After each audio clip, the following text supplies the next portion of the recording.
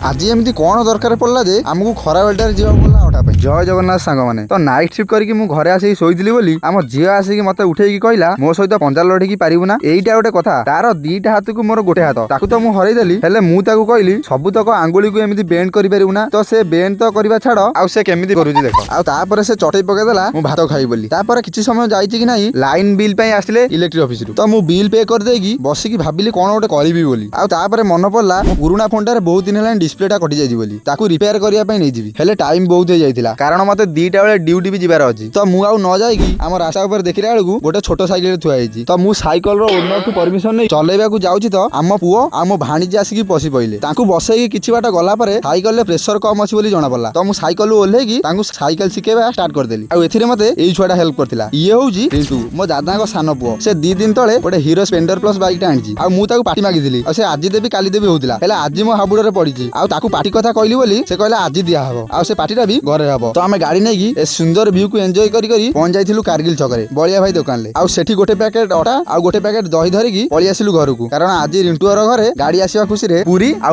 आलू कषा हबो आ ता सहित सालड भी आ आसिला बेले मो दादा को भी 0 पॉइंट रु नै आसिलु कारण से गोटे जगह जाइथिले आ से लिफ्ट में भी ठिया आइथिले आ तापर आम गां मिनी गंगा को पार करी आमे डायरेक्ट पळि आसिलु घरकू चलंतु राति रे तो खिया कुई हबो आ पुनी देखा हबो गोटे न्यू ब्लॉग रे रहिली जय जगन्नाथ।